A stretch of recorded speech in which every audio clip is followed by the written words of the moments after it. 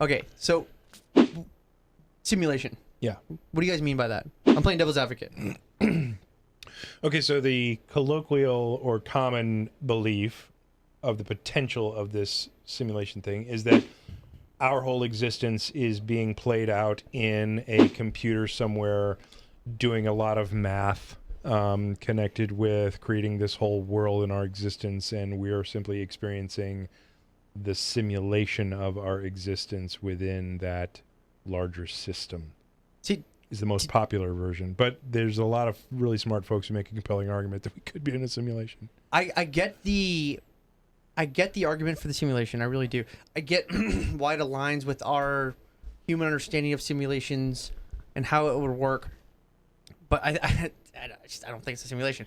I think it aligns with our most complex version of a simulation. Yeah. So we use the words we know to be like, it's a simulation. Our definition of a simulation. I think that's right. honestly, I think that's what it is. Yeah. I don't think it's a simulation. I think that our most complex definition of a simulation fits our most complex definition of existence. Yes. I don't think it's a simulation. I don't think there's some little nerds being like, oh, look at these little humans that think they're humans, Unless but they're just everybody- electrons bouncing around. Right. But And whatever. unless everybody operationally agrees to define a simulation as a facet of something greater that exists in agreed upon parameters where it's narrower than what is.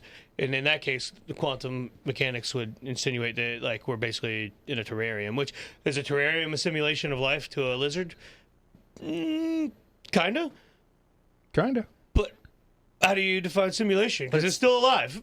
Yeah, it's still alive. And it's still eating fucking crickets. And it's still getting heated. And, you know. I agree with the argument of a simulation in those terms. the facets that it's like, hey, everything could be boiled down to zeros and ones. You know, data is passed through DNA in a way that we don't really understand. And like, you know, there's actually a 2D world and we think 3D and time isn't real. There's also a no-D world.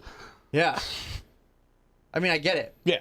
But I think we're just using just like, again, if you were to fly a jet, you know, a Raptor F-22 across big cities in 1650, what words would they use to describe that?